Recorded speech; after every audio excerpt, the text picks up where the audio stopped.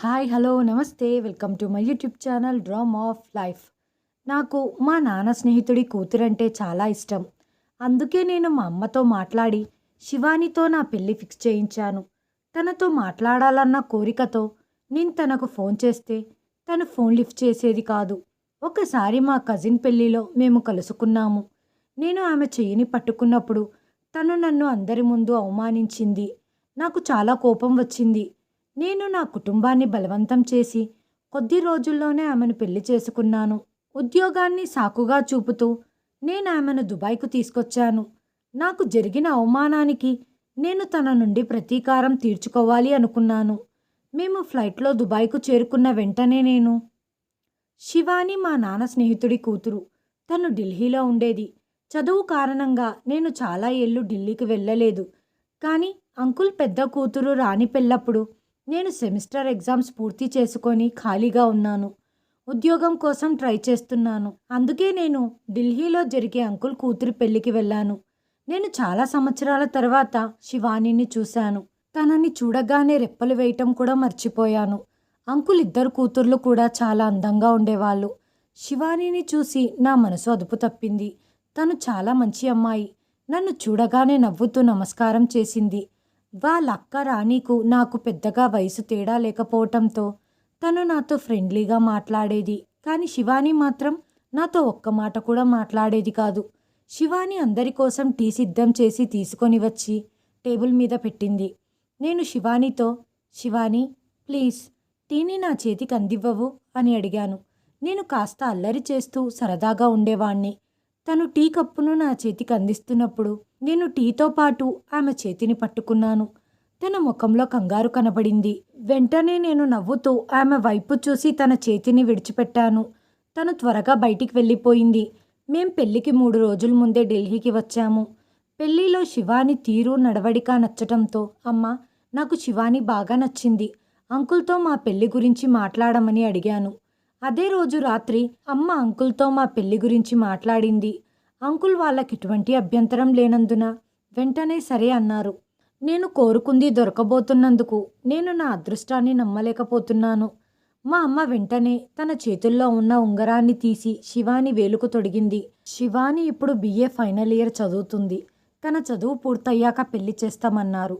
ఈ మాటపై మా అమ్మ ఎటువంటి అబ్జెక్షన్ చెప్పలేదు. ఊరికి వెళ్ళాక శివానితో ఫోన్లో మాట్లాడాలని నేను రాణితో శివాని ఫోన్ నెంబర్ కావాలని అడిగాను. అప్పుడు రాణి, ఆదిత్య తన నేచర్ చాలా డిఫరెంట్గా ఉంటుంది. తనకు ఫోన్లో మాట్లాడటం ఇష్టం ఉండదు. రాణి ముందు నువ్వు నెంబర్ అయితే ఇవ్వు. తను మాట్లాడుతుందో లేదో అది వేరే విషయం. నేను తిరిగి ఊరికొచ్చాక శివానికి ఫోన్ చేశాను. తను ఫోన్ లిఫ్ట్ చేయలేదు. వాట్సాప్లో నా పేరు మీద మెసేజ్ పెట్టాను. నేను నీతో మాట్లాడాలి అనుకుంటున్నాను అని చెప్పాను. తను మెసేజ్ అయితే చూసింది కానీ నాకు రిప్లై ఇవ్వలేదు. ఫోన్ చేసి మాట్లాడలేదు. నేను వెంటనే రాణికి ఫోన్ చేసి శివాని నాతో ఎందుకు మాట్లాడటం లేదు అని అడిగాను. ఆదిత్య నేను నీకు ముందే చెప్పాను కదా, తను ఫోన్ లిఫ్ట్ చేయదు, మాట్లాడదు అని సమాధానం ఇచ్చేసరికి నాకు చాలా బాధగా అనిపించింది. కొన్ని రోజుల తర్వాత నేను ఢిల్లీకి వెళ్లాల్సి వచ్చింది. ఢిల్లీలో బంధువులెవ్వరూ లేకపోవటంతో శివాని వాళ్ళ ఇంటికి వెళ్ళాలి అనుకున్నాను.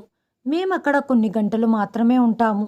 ఆ తర్వాత మేము జైపూర్కు వెళ్లాల్సి ఉంది. మా కజిన్స్ అందరం కలిసి హోటల్లో రూమ్ తీసుకొని అక్కడే కొన్ని గంటలు రెస్ట్ తీసుకుందామన్నారు. కానీ నేనే వద్దు వద్దు, ఇక్కడ మా అంకుల్ వాళ్ళ ఇల్లు ఉంది, కొన్ని గంటలు అక్కడ ఉందామని ఇంటికి తీసుకొచ్చాను. తలుపు తట్టగానే ఎవరు వచ్చింది అని లోపల నుంచి శివాని మధురమైన గొంతు వినిపించింది. నేను ఆదిత్యాని, డోర్ తెరువు అన్నాను. కానీ తను, ఇంట్లో అమ్మా నాన్న లేరు, ఇద్దరూ రాత్రికొస్తారు, తమ్ముడు కూడా ఇంట్లో లేడు, కాబట్టి నేను డోరు తీయలేను అంది. అంటే దీనర్థం నువ్వు తలుపు తెరవనంటున్నావా? నాకు తన మాట వినగానే నా శరీరం మీద నిప్పులు కురిపించినట్టుగా అనిపించింది. అసలు తను నా గురించి ఏమనుకుంటుంది? నన్ను క్యారెక్టర్ లేనివాడిగా భావిస్తుందా? తను ఒంటరిగా ఉంటే నేను ఏదైనా చేస్తాననుకుంటుందా? ఆమె చెప్పిన మాటలు విని అందరూ మెల్లగా నవ్వటం మొదలుపెట్టారు. ఎందుకంటే వాళ్ళందరికీ తెలుసు నేను తనకు కాబోయే భర్తనని. అప్పుడు నా కజిన్స్, హే ఆదిత్య, మీ అత్తామామల ఇంట్లో నీకింత గౌరవం ఇస్తారని మాకు తెలియదు. నీకు కాబోయే భార్య కనీసం నిన్ను లోపలికి ఆహ్వానించే అర్హత నీకు లేదని భావిస్తున్నట్టుంది అని ఎగతాళి చేయటం ప్రారంభించారు. పదండిరా, మనం కొన్ని గంటలైనా విశ్రాంతి తీసుకోవాలి. ఏదైనా ఒక హోటల్లో ఒక గదిని తీసుకుందామన్నారు. నేను దీన్ని ఎంత అవమానంగా ఫీల్ అయ్యానో మాటల్లో చెప్పలేను. నాకు చాలా కోపం వచ్చింది. నా కజిన్స్ నన్ను ఎగతాళి చేస్తూ, ముందు ఆ అమ్మాయిని అడిగి కనుక్కో, నువ్వు తనకి నచ్చావో లేదో, తను నీ ముఖం మీదే తలుపు తీయనని చెప్పింది. మా కజిన్స్ అందరి ముందు నాకు చాలా అవమానం జరిగింది. నేను సాయంత్రం జైపూర్కి బయలుదేరాను. రాత్రి అంకుల్ నాకు ఫోన్ చేసి, బాబు, నువ్వు ఢిల్లీకి వచ్చావంట కదా, మరి ఇంటికి రాలేదే? నేను వచ్చానంకుల్, మీరింట్లో లేరు కాబట్టి నేను వచ్చినప్పుడు ఎవ్వరూ తలుపు తెరవలేదు. బహుశా నాకిచ్చే గౌరవం అంతే అనుకుంటాను అని నాకిష్టం లేకపోయినా ఫిర్యాదు చేయాల్సి వచ్చింది. ఆదిత్య, అలాంటిదేమీ లేదు. నువ్వంటే మాకిప్పటికీ గౌరవమే. నిజానికి శివాని ఇంట్లో ఒంటరిగా ఉంది. అందుకే తను తలుపు తెరవలేదు. అంకుల్, నేనొక్కడినే రాలేదు. నాతో పాటు నా కజిన్స్ కూడా వచ్చారు. సరే బాబు, అయితే కనీసం తిరిగి వచ్చేటప్పుడన్నా ఇంటికి రండి. అంకుల్తో నేను ట్రై చేస్తాను అని చెప్పాను. కానీ ఇంత గౌరవం లభించాక మళ్ళీ ఆ ఇంటికి వెళ్ళటానికి నేను మూర్ఖుడిని కాదు. మేము 8 రోజుల టూర్ని ప్లాన్ చేశాం. కానీ నా మనసు దాన్ని ఎంజాయ్ చేయలేకపోతుంది. నాకు మాటిమాటికి తను అవమానించింది గుర్తొస్తుంది. కనీసం ఫోన్ చేసి సారీ చెప్పాలన్న బుద్ధి కూడా లేదు ఆ అమ్మాయికి. నేను ఇంటికి తిరిగి వెళ్ళాక మా అమ్మతో జరిగిన విషయమంతా చెప్పాను. తను కూడా ఆశ్చర్యపోయింది. ఆదిత్య, శివాని కనీసం తలుపన్నా తెరవాల్సింది అంది. ఆ తర్వాత నేను ఇంటి నెంబర్ నుంచి శివానికి కాల్ చేశాను. తను ఫోన్ లిఫ్ట్ చేసి, ఆంటీ ఎలా ఉన్నారు చెప్పండి అనటంతో నేను ఆదిత్యాని. ఇది విని తను సైలెంట్ అయిపోయింది. తను ఫోన్ కట్ చేసే ముందే, శివాని, నువ్వు నా ఫోన్ని కట్ చేయొద్దు. ఎంతసేపటి నుంచి నేను నీ మొబైల్కి కాల్ చేస్తున్నాను, వాట్సాప్లో కూడా మెసేజ్ చేస్తున్నాను. ఏంటి విషయం? నువ్వు నాతో ఎందుకు మాట్లాడటం లేదు? నా మాట విని తను చాలా కంగారు పడిపోయి, నాకు ఫోన్లో మాట్లాడటం అంటే ఇష్టం ఉండదు అంది. చూడు శివాని, నేను రాత్రి నీకు ఫోన్ చేస్తాను. నువ్వు నాతో సరిగ్గా మాట్లాడు. ఇంకా నువ్వెన్ని చెప్పినా నేను వినను అని చెప్పి ఫోన్ కట్ చేశాను. రాత్రి 11 గంటలకు నేను తనకి కాల్ చేశాను. కానీ తను నా కాల్కి ఆన్సర్ ఇవ్వలేదు. తనకు మెసేజ్ పెట్టాను, దాన్ని చూడలేదు. అంటే తను మొబైల్ స్విచ్ ఆఫ్ చేసినట్టుంది. నాకు తన మీద చాలా కోపం వస్తుంది. 20 రోజుల తర్వాత మా బాబాయ్ కొడుకు పెళ్ళి ఉండటం వల్ల ఢిల్లీ నుంచి అందరూ వచ్చారు. వారితో పాటు శివాని కూడా వచ్చింది. తను నన్ను చూసి చూడనట్టుగా నా చెల్లెలతో కలిసి నేరుగా తన గదిలోకి వెళ్ళిపోయింది. పెళ్ళిళ్ళు కావటంతో హడావిడిగా ఉంది. ఒక్కసారి శివాని నాకు ఒంటరిగా దొరికితే చాలు, తనకు గుణపాఠం నేర్పిస్తాను. రాత్రి అందరూ రెడీ అయి సంగీత్కు వెళ్లారు. శివాని ఇంకా రెడీ కాలేదు. నా చెల్లెలు కూడా ఆ గదిలోనే ఉంది. నేను నా చెల్లెల్ని పిలిచి, అమ్మ నిన్ను పిలుస్తుంది అని చెప్పాను. సరే అని తను అమ్మ దగ్గరికి వెళ్ళింది. శివాని ఒంటరిగా గదిలో ఉంది. నేను లోపలికి వెళ్ళాను. ఆ సమయంలో తను తల దువ్వుకుంటుంది. నన్ను చూడగానే తను కంగారు పడిపోయింది. నేను తన దగ్గరికి వెళ్ళి, అసలు నువ్వు నా గురించి ఏమనుకుంటున్నావు? ప్రతిసారి నన్ను ఇగ్నోర్ చేస్తూనే ఉంటావు. ఫోన్ చేస్తే మాట్లాడవు, మెసేజ్ చేస్తే రిప్లై ఇయ్యవు, ఇంటికొస్తే తలుపు తీయవు. నువ్వు మర్చిపోయావేమో నేను నీకు కాబోయే భర్తను. మనకు ఎంగేజ్మెంట్ కూడా జరిగిపోయింది. అసలు నీ ఉద్దేశం ఏంటి? నేను రాత్రి ఫోన్ చేస్తే ఖచ్చితంగా నువ్వు ఫోన్ లిఫ్ట్ చెయ్యాలి అని చెప్పగానే తను సరే అని కంగారు పడిపోయి ఏడవటం మొదలుపెట్టింది. నేను వెంటనే అమ్మ దగ్గరికి వెళ్ళి, వీలైనంత త్వరగా నాకు శివానికి పెళ్లి చేయమని మొండి పట్టుపట్టాను. దాంతో నాకు శివానికి పెళ్ళైపోయింది. 7 అడుగులు వేసేటప్పుడు ఆమె తన కన్నీళ్లను పదే పదే తుడుచుకోవటం నేను చూశాను. అయినా ఈ కాలంలో కూడా పెళ్ళంటే ఎవరు ఇంతలా ఏడుస్తున్నారు అని నాకు చాలా ఆశ్చర్యం కలిగింది. రాత్రి సమయంలో నేను కిచెన్లోకి వచ్చేసరికి శివాని ఏడుస్తూ కనబడింది.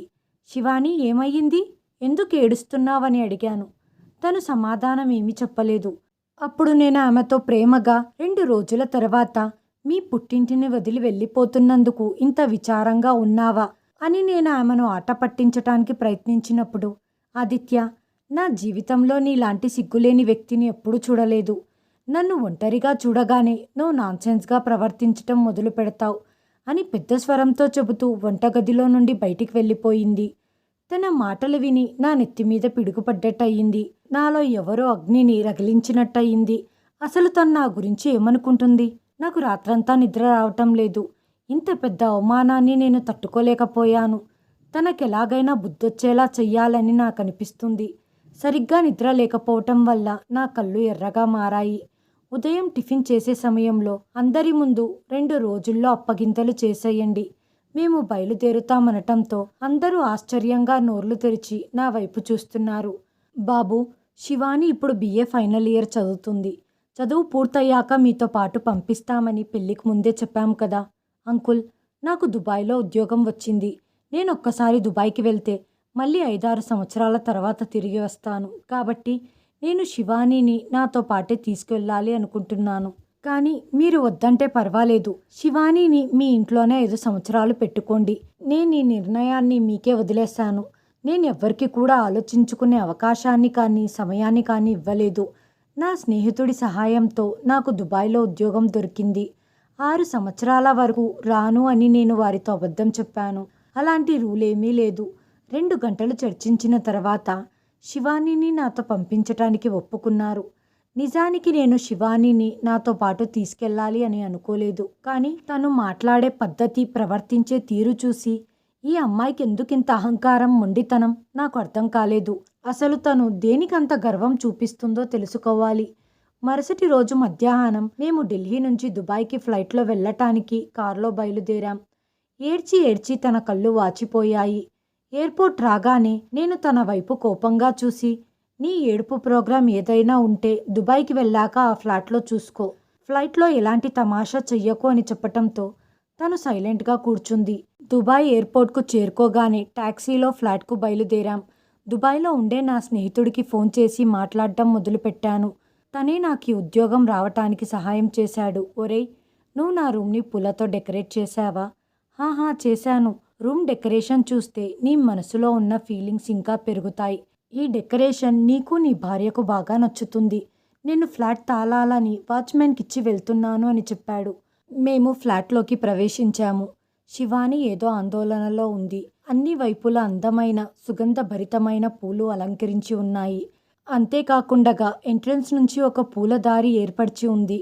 అది మా బెడ్రూమ్లోని మంచం దగ్గరికి అరేంజ్ చేసి ఉంది. బెడ్ పైన ఒక అందమైన పూలతో లవ్ షేప్లో డెకరేట్ చేసి ఉంచారు. ఈ ఏర్పాట్లన్నీ చూసి తన ముఖంలో రంగు మారిపోయింది. నేను తనని ఆట పెట్టించాలని అనుకోకుండగా, నువ్వు ఫ్రెష్ అప్ అవ్వు, నేను వెళ్ళి తినటానికి ఏమైనా తెస్తాను అని చెప్పి గదిలో నుంచి బయటికి వచ్చాను. నా స్నేహితుడికి ఫోన్ చేసి తన భార్యను కూడా తీసుకురమ్మన్నాను. ఆమె చాలా బాగా రెడీ చేస్తుంది. అందుకే వదినతో నా భార్యను రెడీ చేయించాలి అని చెప్పాను. కొంతసేపటికి ఇద్దరు భార్యాభర్తలు మా ఇంటికి చేరుకున్నారు. ఆమె చాలా అందంగా శివానీని రెడీ చేసింది. కానీ శివాని మాత్రం ఏడుస్తూ అలాంటి బంధానికి మానసికంగా నేనింకా సిద్ధంగా లేను అని చెప్పింది. కానీ నేను అదేమీ పట్టించుకోకుండగా, నేను చెప్పింది మాత్రమే చెయ్యి అని చెప్పి నేను వేరే గదిలోకి వెళ్ళి కూర్చొని నా స్నేహితుడితో మాట్లాడటం మొదలుపెట్టాను. కొంతసేపటికి నా స్నేహితుడు మరియు అతని భార్య వెళ్ళిపోయారు. శివాని రాత్రి భోజనం చేయటానికి కూడా నిరాకరించింది. తను సైలెంట్గా వెళ్ళి అలంకరించిన గదిలో కూర్చుంది. నేను గదిలోకి వెళ్ళి శివానీని చూసినప్పుడు తను గోడవైపు తీక్షణంగా చూస్తుంది. అసలు ఈ అమ్మాయికి ఉన్న సమస్య ఏంటో నాకు అర్థం అవ్వటం లేదు. నేను వెళ్ళి తన ముందు కూర్చున్నాను. మాట్లాడడం మొదలుపెట్టాను. శివాని, బహుశా నువ్వు నన్ను తప్పుగా అర్థం చేసుకున్నట్టున్నావు. పొరపాటున నీ మనసును నొప్పించి ఉంటే నన్ను క్షమించు. నీ స్వభావం ఎలాంటిదో నాకు తెలియదు. నా మాటలు నిన్ను బాధపెట్టి ఉంటే నువ్వు అన్నీ మర్చిపో. ఇది మన జీవితానికి ఒక కొత్త ప్రారంభం. నేను ఇంకో వారంలో జాబ్లో జాయిన్ అవ్వాలి. ఈ వారం మనం ఆనందంగా సంతోషంగా గడుపుదామని చెప్పాను. కానీ తన వైపు నుండి ఎటువంటి రెస్పాన్స్ లేదు. కనీసం తను నా వైపు కూడా చూడట్లేదు. అలాగే గోడ వైపు చూస్తూ ఉంది. తన కళ్ళల్లో కన్నీళ్లు కారుతున్నాయి. నేను ఎంతో ప్రేమగా తన చెయ్యిని పట్టుకొని, శివాని, అసలు నీ ప్రాబ్లం ఏంటో నాకు చెప్పు. నాలో ఉన్న ఏ అలవాటు నీకు నచ్చదో చెబితే నేను ఆ అలవాటును మార్చుకోవటానికి ప్రయత్నిస్తాను అని చెబుతుండగా నా చేతిలో నుంచి ఆమె చేతిని విడిపించుకుంది. ఆమె పెదవులపై నిశ్శబ్దం అలుముకుంది. శివాని, ప్లీజ్, సమస్య ఏంటో ఎందుకు చెప్పవు? చెప్పొచ్చు కదా అని అడిగేసరికి తను గట్టిగా ఏడవటం మొదలుపెట్టింది. ఈ పరిస్థితిని ఎలా హ్యాండిల్ చేయాలో నాకు అర్థం కాలేదు. శివాని, ఏమైంది నీకు అన్నాను. అప్పుడు తను తన మరో చేతిని నా ముందు తెరిచింది. తన చేతిలో ఉన్నదాన్ని చూసి నేను ఉలిక్కిపడ్డాను. అది ఖాళీగా ఉన్న నిద్ర మాత్రల్లా సీసా. అసలు ఏం జరుగుతుందో నాకు అర్థం కావటం లేదు. తన కళ్ళు మెల్లగా మూతలు పడుతున్నాయి. నేను భయపడిపోయాను. ఈ అమ్మాయి నుంచి ఇలాంటివి నేను ఊహించలేదు. నేను షాక్ నుండి తేరుకొని, శివాని, ఇదంతా ఏంటి? అప్పటికే తను నా చేతుల్లో స్పృహ కోల్పోయింది. నేను త్వరగా తనని కదిలించాను. కానీ తను స్పృహలోకి రాలేదు. వెంటనే హాస్పిటల్కి తీసుకెళ్లాను. డాక్టర్ చెక్ చేసి ఆమె చాలా ఎక్కువ మోతాదులో నిద్ర మాత్రలు తీసుకుంది. తన పరిస్థితి విషమంగా ఉంది. మేమిప్పుడే ఏ విషయమూ చెప్పలేము అని చెప్పారు. నేను తల పట్టుకొని కూర్చున్నాను. ఆమె ఇంత పెద్ద నిర్ణయం తీసుకోవటానికి మా మధ్య ఎప్పుడూ ఏమీ జరగలేదు. నా మనసులో కలవరం మొదలయ్యింది. తను ఇలా ఎందుకు చేసింది అని ఆలోచించి పిచ్చివాణ్ణైపోతున్నాను. తను సిద్ధంగా లేనని చెప్పినప్పుడే నేను తనకు కొన్ని రోజులు సమయం ఇవ్వాల్సింది. నేనివ్వలేదు. అయితే ఇదేం పెద్ద విషయం కాదే. నేను తనకి సారీ కూడా చెప్పాను. 2 గంటల పాటు నాకు నిప్పుల కుంపటిపై కూర్చున్నట్టుంది. 2 గంటల తర్వాత డాక్టర్ వచ్చి ఆమె ప్రాణాపాయం నుండి బయటపడింది అని చెప్పారు. కానీ పెళ్ళైన రోజు రాత్రి మీ భార్య ఈ మాత్రలు ఎందుకు వేసుకుంది అని అడిగారు. అయినా నేనేమని చెప్పగలను? నాకు తన గురించి ఏ విషయాలు తెలియవు. తను స్పృహలోకి వచ్చిందా అని అడిగాను. లేదు, స్పృహలోకి రావటానికి ఇంకొంచెం సమయం పడుతుంది అని చెప్పాడు. ఆ డాక్టర్ నా స్నేహితుడు. అందుకే అతను ఆ విషయాలన్నీ చూసుకున్నాడు. కానీ నా స్నేహితుడు కూడా నన్ను అనుమానంగా చూస్తూ ఇలా అడిగాడు. నీ భార్య ఇష్టంతోనే పెళ్లి జరిగిందా? నాకేం తెలియదు అని చెప్పాను. నా భార్య కూడా నాతో ఇలా చెప్పింది. తనని రెడీ చేస్తున్నప్పుడు ఆమె పదే పదే ఏడుస్తూనే ఉంది. ఏడుపుకు కారణం అడిగితే ఏమీ మాట్లాడలేదు. ఏదో గందరగోళం ఉందని నా భార్య కూడా చెబుతుంది అన్నాడు. ఒరే, నిజంగా నాకు తన సమస్య ఏంటో తెలియదు. తను స్పృహలోకి రాగానే అడిగి కనుక్కుంటాను. ఆదిత్య, నువ్వు కంగారు పడవద్దు. రాత్రిలోపు తనకు స్పృహ వస్తుంది అని చెప్పాడు. దగ్గర 24 గంటలు మేల్కొని ఉన్నాను. అందుకే నా పరిస్థితి దారుణంగా మారిపోయింది. తనకు స్పృహ రాగానే నేను గదిలోకి వెళ్ళాను. ఆమె సీలింగ్పై తిరుగుతున్న ఫ్యాన్ వైపు చూస్తుంది. ఊపిరి పీల్చుకొని నెమ్మదిగా ఆమె వైపు నడిచాను. ఎదురుగా ఉన్న కుర్చీలో కూర్చున్నాను. తన కళ్ళల్లో నుండి కన్నీరు కారుతున్నాయి. శివాని, ఏంటి విషయం? నువ్వు ఇంత కఠినమైన నిర్ణయం ఎందుకు తీసుకున్నావు? నేను నీకు మరీ అంత చెడ్డవాడిలా కనిపిస్తున్నానా? ఒకవేళ నేను నీకు నచ్చకపోతే ముందే నువ్వు ఈ సంబంధాన్ని ఎందుకు తిరస్కరించలేదు? ఇప్పుడు కూడా ఆమె సమాధానం చెప్పకుండగా మౌనంగా ఉంది. శివాని, నీకేమైనా ప్రాబ్లం ఉంటే నీ సమస్య చెప్పు. ఆదిత్య, నువ్వు నా సమస్యను వినలేవు. నీకంత ధైర్యం లేదు. నేను చచ్చిపోతాను అంది. నువ్వు చావాలనుకున్నంతగా నీ జీవితంలో ఏం జరిగింది అని అడిగినప్పుడు తను మొదటిసారిగా తన చూపును ఫ్యాన్ వైపు నుంచి మరల్చి నన్ను చూసింది. ఆదిత్య, నాకు నీపై ప్రేమ లేదు. అలాగే ద్వేషం కూడా లేదు. నా హృదయంలో మీ పట్ల నాకెలాంటి భావాలు లేవు. బహుశా అది ఎప్పటికీ జరగకపోవచ్చు. శివాని, అలాంటప్పుడు నీ ప్రాబ్లం ఏంటో నాకు చెబితే నేను దాన్ని పరిష్కరిస్తాను.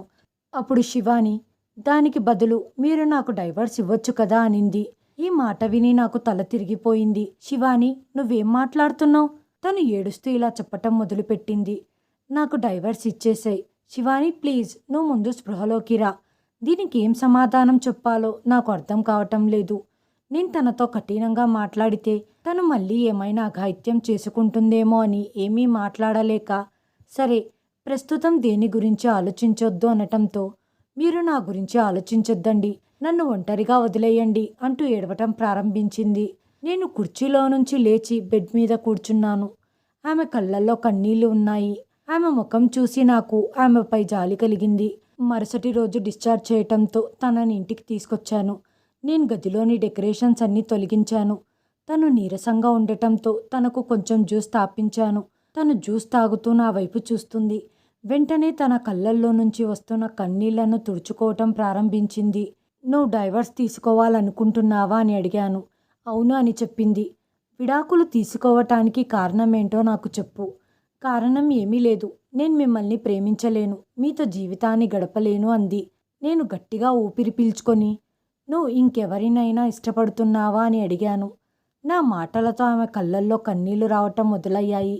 ఆమె మరొకరిని ప్రేమిస్తుందని నేను అర్థం చేసుకున్నాను. నువ్వు టెన్షన్ పడాల్సిన అవసరం ఏమీ లేదు. నువ్వు ఎలా చేయమంటే అలాగే చేస్తాను.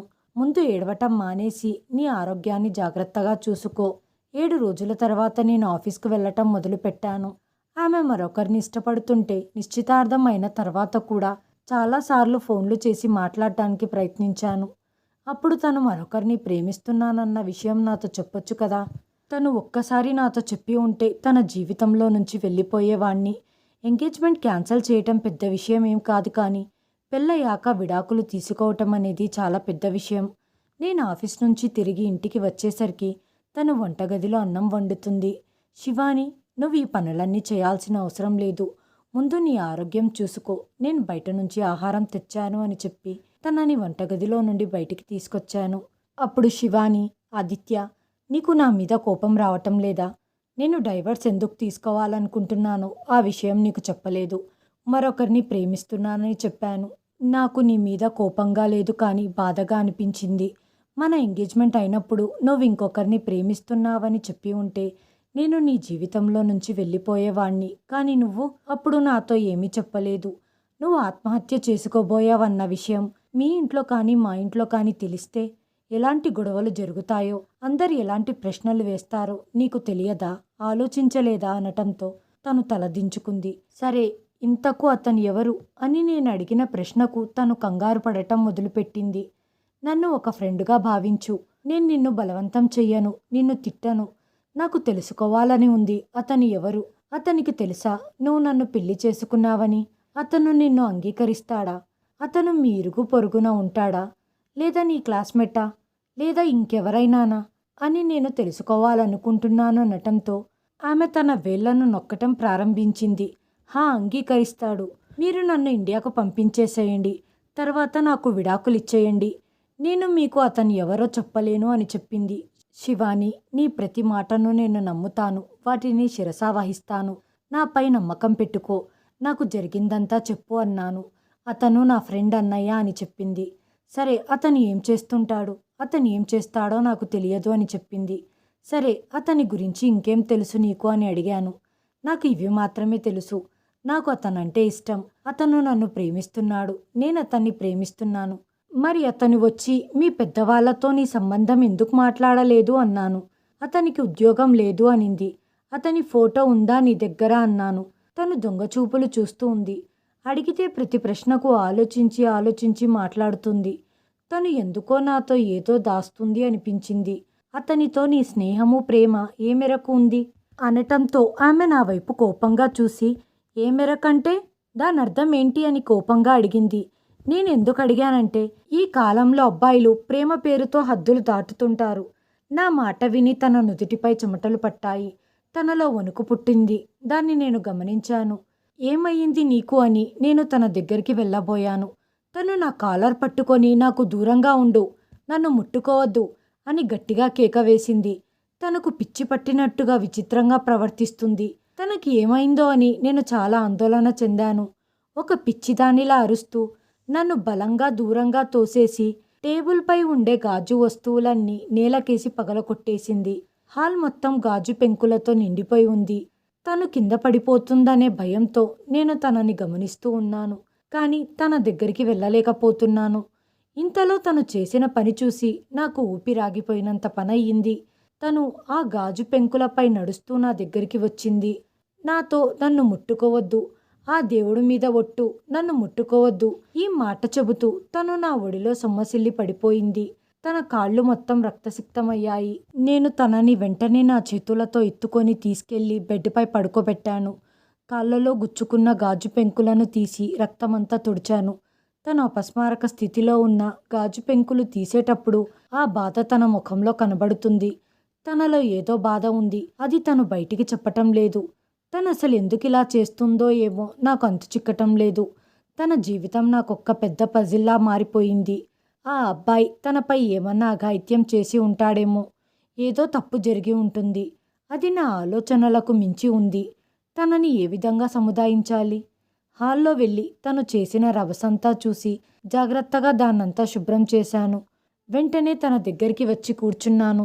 తన ముఖంపై నీటి తుంపర్లను చల్లగా ఆమెకు స్పృహ వచ్చింది. నన్ను ఆశ్చర్యంగా చూసి తన కాళ్ళ వైపు చూసుకొని నా కాళ్ళకేమయ్యింది అని అడిగింది. తను అసలు ఏం జరిగిందో కూడా తెలియనట్టుగా మాట్లాడుతుంది. నేను ఆశ్చర్యంగా తన వైపు చూస్తున్నాను. నీకేం తెలియదా అన్నాను. నాకేం గుర్తుకు రావట్లేదు అని సమాధానం ఇచ్చింది. తనకేం చెప్పాలో నాకు అర్థం కాక గది నుంచి బయటికి వచ్చేసి సోఫాలో నా తల పట్టుకొని కూర్చున్నాను. అసలు సమస్య ఏంటో నాకు అర్థం కావటం లేదు. తనని ఎవరినైనా సైకియాట్రిస్ట్కి చూపించాలి అనుకున్నాను. మరుసటి రోజు తనని ఓ సైకియాట్రిస్ట్ దగ్గరికి తీసుకెళ్లాను. అతను అడిగే ప్రశ్నలకు తను ఆందోళన చెంది నా చెయ్యి పట్టుకొని నన్ను వెంటనే ఇక్కడి నుంచి తీసుకెళ్ళండి, నేను ఇతనికి ఏ సమాధానాలు చెప్పనవసరం లేదు అని చెప్పింది. కానీ అప్పటికే డాక్టర్ గారు ఆమెకు ఒక ఇంజెక్షన్ ఇచ్చారు. దానివల్ల తను మెల్లగా స్పృహ కోల్పోయింది. ఆ తర్వాత డాక్టర్ అడిగే ప్రతి ప్రశ్నకు శివాని చాలా ఇబ్బంది పడుతూ సమాధానాలు చెప్తుంది. ఆ సమాధానాలు వింటుంటే నాకు గుండె పగిలిపోయినంత పనయ్యింది. నా ఊపిరి ఆగిపోతుందేమో అనిపించింది. తనతో ఇంతటి దారుణం జరిగిందని నేను ఊహించలేకపోయాను. అంతా తెలిసాక నా ఒంట్లో అసలు ప్రాణం లేనట్టుగా ఒక బొమ్మలా కూర్చుండిపోయాను. ఆ డాక్టర్ నా పరిస్థితి చూసి ఒకసారి ఊపిరి పీల్చుకొని, మీకిదంతా తెలుసా అని అడిగారు. తెలియదు అని సమాధానమిచ్చాను. ఇప్పుడు మీరేం చేద్దామనుకుంటున్నారు అన్నాడు. నాకు అర్థం కావటం లేదని సమాధానమిచ్చాను. ఇలాంటి అమ్మాయితో జీవితాన్ని పంచుకోవటం చాలా కష్టం. ఆమెను సాధారణమైన మనిషిలా మార్చుకోవాలంటే మీకొక పెద్ద పరీక్ష లాంటిది. అందులో చాలా ఒడిదుడుకులుంటాయి. అయినా కూడా ఎంతవరకు విజయం సాధిస్తారో చెప్పలేము అన్నారు డాక్టర్ గారు. నాకు నోట మాట రావటం లేదు. ఆశ్చర్యం కలిగించే విషయం ఏంటంటే ఈ మాట అందరూ నాతో దాచి ఉంచారు. అసలు వాళ్ళకైనా తెలుసో తెలియదో నాకు వాళ్ళ అమ్మా నాన్న మీద చాలా కోపం వచ్చింది.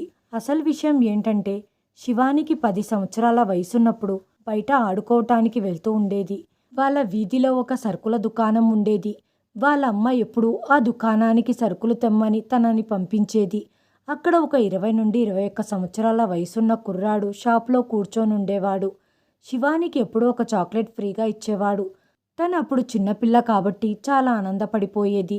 నువ్వెప్పుడు సరుకులు తీసుకోవాలనుకున్నా నా దుకాణానికి రా అని చెప్పేవాడు. తను ఎల్లప్పుడూ అక్కడికి వస్తూ పోతుండటం వల్ల శివానికి అతనితో స్నేహం ఏర్పడింది. ఆమె చాక్లెట్ల కోసం ఆ షాప్కు వచ్చి అందులో కూర్చునేది. అతను చాక్లెట్లిచ్చి అది తినటం పూర్తయ్యే వరకు తనతో మాట్లాడుతూ అక్కడే కూర్చోవాలని చెప్పేవాడు. అలా కొంతకాలం జరిగింది. అతను చేసిన పని వల్ల శివానికి ఒకరోజు కోపం వచ్చింది. అతను చాక్లెట్లిచ్చి ఆ అమ్మాయిని తన ఒళ్ళో కూర్చోపెట్టుకున్నాడు. తనతో తప్పుగా ప్రవర్తించాడు. చిన్నపిల్ల కాబట్టి ఆందోళన చెందేది. భయపడిపోయి కిందికి దిగే ప్రయత్నం చేసేది. కానీ అతను నీకు బొమ్మలిస్తాను, చాక్లెట్లిస్తాననే ఆశ చూపించి, నువ్విక్కడ జరిగేది ఎవ్వరితో చెప్పకూడదు. నేనొక పెద్ద నల్ల కుక్కను పెంచుతున్నాను. ఎవరైతే నా గురించి వ్యతిరేకంగా వాళ్ళ ఇంట్లో చెబుతారో అప్పుడు ఆ కుక్క రాత్రి వచ్చి వాళ్ళని కరిచేస్తుంది. శివాని అతని మాటలకు భయపడిపోయి వాళ్ళ అమ్మకి ఏమీ చెప్పేది కాదు. ఆమె షాప్కి వెళ్ళినప్పుడల్లా అతను ఆమెతో చాలా దురుసుగా ప్రవర్తించేవాడు. శివాని ఏడ్చేది. మీరు నన్ను ముట్టుకోవటం ఇష్టం లేదు, దయచేసి నన్ను ముట్టుకోవద్దండి అని అరిచేది. ఒకరోజు అతను షట్టర్ బంద్ చేసి అమ్మాయి నోట్లో గుడ్డ కుక్కి ఆమెపై అఘాయిత్యం చేశాడు. అప్పుడు ఆమెకు 11 సంవత్సరాలు. నువ్వు మీ అమ్మతో ఈ విషయం చెప్పినట్లయితే నా నల్ల కుక్క వచ్చి నిన్ను కరిచేస్తుంది అని చెప్పి ఆమెను భయభ్రాంతులకు గురి చేశాడు. ఆమె భయపడుతూ ఇంటికి వెళ్ళిపోయింది. ఇంట్లో ఎవ్వరితోనూ ఈ విషయం చెప్పలేదు. ఈ విషయం జరిగిన తర్వాత తను ఇంట్లో నుంచి బయటికి రావటమే పూర్తిగా తగ్గించేసింది. మగవాళ్ళంటేనే భయం పుట్టింది. మగవాళ్ళను చీదరించుకునేది. వాళ్ళ అమ్మకు తను అలా ఎందుకు చేస్తుందో అర్థమయ్యేది కాదు. తన సమస్య ఏంటి, తనకు ఏం జరిగిందో తెలుసుకుందామని కూడా వాళ్ళు ఆలోచించలేదు. తనకు ఏదైనా దయ్యం పట్టి ఉండవచ్చని అనుకున్నారు. ఎందుకంటే మధ్యాహ్నం పూట తను ఆడుకోవటానికి వెళ్ళేది. ఏదైనా చెడుగాలి తగిలి ఉంటుందనుకొని బాబాను పిలిపించి పూజలు చేయించి తనకు తాయెత్తును కట్టారు. తను బయటికి వెళ్ళని కారణంగా తను నిశ్శబ్దంగా ఉండిపోయేది. తనలో మగవాళ్ళపై వ్యతిరేకత కొద్దిగా తగ్గినప్పటికీ నల్ల కుక్క వచ్చి తనని కరిచేస్తుంది అనే మాట తన గుండెల్లో పాతుకుపోయింది. అందుకే తను మగవాళ్ళు కనబడితే వాళ్లకు దూరంగా వెళ్ళిపోయేది. తను ఎటువంటి ఫంక్షన్లకు వెళ్ళేది కాదు. ఎవరితో మాట్లాడేది కాదు. అందరితో దురుసుగా వ్యవహరించేది, దురుసుగా మాట్లాడేది. ఈ కారణంగా ఎవ్వరూ తనతో మాట్లాడడానికి ఇష్టపడేవారు కాదు. ఈ కారణంగానే తను నాతో కూడా మాట్లాడేది కాదు. నన్ను చూసినప్పుడల్లా తనకి ఆ వ్యక్తి గుర్తొచ్చేవాడు. తను భయపడుతూ ఉండేది. అందుకే నేను తన దగ్గరికి వెళ్ళకూడదని లేనిపోని నాటకాలు ఆడేది. ఎక్కడ నేను తనకి పూర్తిగా దగ్గరైతే తన రహస్యం నాకు తెలిసిపోతుందేమో అని భయపడేది. 11 సంవత్సరాల వయసులో ఉన్న చిన్నపిల్లకి ఎవరికైనా ఇటువంటి దుర్ఘటన జరిగినప్పుడు వాళ్లకు జీవితాంతం ఆ బాధ గుర్తుంటుంది. మనం న్యూస్ పేపర్లలో, టీవీలో ఇలాంటివి వింటూ ఉంటాం. రోజు రోజుకి పిల్లలపై అఘాయిత్యాలు పెరిగిపోతున్నాయి. కానీ వాళ్ళు ఎంత తొందరగా అయితే తప్పుడు పని చేసి ఉంటారో అంత తొందరగా వాళ్ళకు శిక్ష పడటం లేదు. ఇలాంటి వాళ్ళు పట్టుబడిన క్షమాపణలు కోరుకుంటూ ఇంకోసారి ఇలాంటి చర్యలు చెయ్యము అని ఏ ముఖంతో అర్జీ పెట్టుకుంటారో నాకైతే అసలు అర్థం కాదు. ఇలాంటి వాళ్ళను సభ్య సమాజంలో తిరగనీయకుండగా జైల్లోనే జీవితాంతం బందీలుగా ఉంచాలి. కానీ వాళ్ళ ముఖాలకు నల్ల బట్టలు కప్పి మీడియా ముందుకు తీసుకొస్తుంటారు. వాళ్ళ ముఖాల్ని ఎందుకు దాచుతారు? ఇలాంటి పని చేసే వాళ్ళని నడి రోడ్డుపైన ఉరి తీయాలి. వాళ్ళ శవాలను అలాగే వేలాడతీయాలి. రాబంధువులు వాటిని పిక్కో తినాలి. అది చూస్తే ఎలాంటి వాళ్ళకైనా అమ్మాయిపై చెయ్యి వేయాలంటే ఒంట్లో వణుకు పుట్టాలి. ఆ భయం ఉన్నప్పుడే ఎవరు తప్పు చెయ్యరు. ఇలాంటి కఠినమైన చర్యలు తీసుకుంటేనే ఆడవాళ్ళపై అఘాయిత్యాలు తగ్గుతాయి. కానీ మన చట్టాలలో ఉండే లొసుగుల వల్ల చాలామంది తప్పించుకుంటున్నారు. లంచాలు తీసుకునే వాళ్ళు ఎక్కువగా ఉండటం వల్ల అధికారులు కళ్ళు మూసుకొని ప్రవర్తిస్తున్నారు. అందరు తల్లిదండ్రులకు నా విన్నపం ఏంటంటే, మీ ఆడపిల్లల్ని జాగ్రత్తగా పెంచండి. ఎలాంటి సమస్యనైనా ఎదుర్కొనే సామర్థ్యం వాళ్ళలో పెంపొందించండి. బయట మనుషుల వేషంలో ఉండే మృగాలు సమాజంలో చాలామంది ఉన్నారు. మన ఆడపిల్లల్ని కాపాడుకుందాం. శివానికి మేల్కో రాగానే తనని ఇంటికి తీసుకొని వచ్చాను. తన రహస్యం నాకు తెలిసిపోయిందని తనకు తెలిసింది. అందుకే తను చాలా మౌనంగా ఉంది. నేను ఆమెతో నార్మల్గానే ఉన్నాను. తనకి తెలియకుండాగా తప్పు జరిగింది. దానిలో తన భాగస్వామ్యం ఏమీ లేనప్పుడు నేను తనకెందుకు విడాకులు ఇవ్వాలి? ఏదైతే అది జరుగుతుంది. ఇప్పుడు నేను కూడా తనపై వ్యతిరేకత చూపుతూ జులుం ప్రదర్శిస్తే ఇలాంటి పరిస్థితులలో ఉన్న ఆడవాళ్లను ఆదరించే వారి సంఖ్య తగ్గిపోతుంది. నేను తనని ఎంతో అభిమానంగా చూసుకుంటున్నాను. తను నన్ను ఆశ్చర్యంగా చూసేది. మీకు నా గురించి అంతా తెలుసు కదా, మరి మీరు నన్ను ద్వేషించటం లేదా? నాకు కేవలం నీపై ప్రేమ మాత్రమే ఉంది. ఎటువంటి ద్వేషము లేదు అన్నాను. దాన్ని నేను చూపించాలంటే నాకు నీ అనుమతి కావాలి. కానీ అది నువ్వు నాకివ్వవు. నువ్వు అనుమతి ఇచ్చినప్పుడే నేను ప్రేమంటే ఎలా ఉంటుందో నీకు చూపించగలను. శివాని, నువ్వు నాకు పర్మిషన్ ఇచ్చినట్లయితే నీ కంటి నుంచి ఒక కన్నీటి చుక్క కూడా కారనివ్వను. దుఃఖం, నిరాశ నీ దరిదాపుల్లోకి రానివ్వను. కానీ ఆ దేవుడి మీద ఒట్టు, నువ్వు నాకు పర్మిషన్ ఇచ్చే వరకు నేను నిన్ను తాకను కూడా తాకను. నా జీవితం ఇలాగే గడిచిపోయినా నేను పట్టించుకోను. నేను నీ అనుమతి కోసం జీవితాంతం ఎదురు చూస్తూ ఉంటాను. ఇకపోతే విడాకుల విషయం అంటావా? దాన్ని నీ మనసులో నుంచి తీసేయ్. నువ్వు నా భార్యవి. జీవితాంతం నా భార్యగానే ఉంటావు. తను నార్మల్ అవ్వటానికి 4 నెలలు పట్టింది. ఒకరోజు నేను ఆఫీస్ నుంచి వచ్చేసరికి తను నా కోసం బాగా రెడీ అయి ఉంది. నేను తనని అలా చూసి ఆశ్చర్యపోయాను. ఇది నా ఇల్లేనా? నువ్వు నా శివానివేనా? ఈరోజు సూర్యుడు పడమట ఉదయించినట్టున్నాడు అన్నాను. తను చిరునవ్వు నవ్వి, ఆదిత్య, ఈ రోజు నుంచి గతాన్ని మర్చిపోయి నీతో సుఖంగా ఉండాలనుకుంటున్నాను. మీరు నాకు సహకరిస్తారా అని అడిగింది. నేను మనస్ఫూర్తిగా నీకు సహకరిస్తాను. తనే స్వయంగా వచ్చి నన్ను కౌగిలించుకుంది. మీరు నిజంగా చాలా మంచివారు అనింది. మా జీవితం సంతోషమయంగా మారిపోయింది. తను నన్ను ఎంతగా ఆరాధించేదంటే, ఆ దేవుడికి కాకుండగా మిమ్మల్ని నేను పూజిస్తాను అని అంటూ ఉండేది.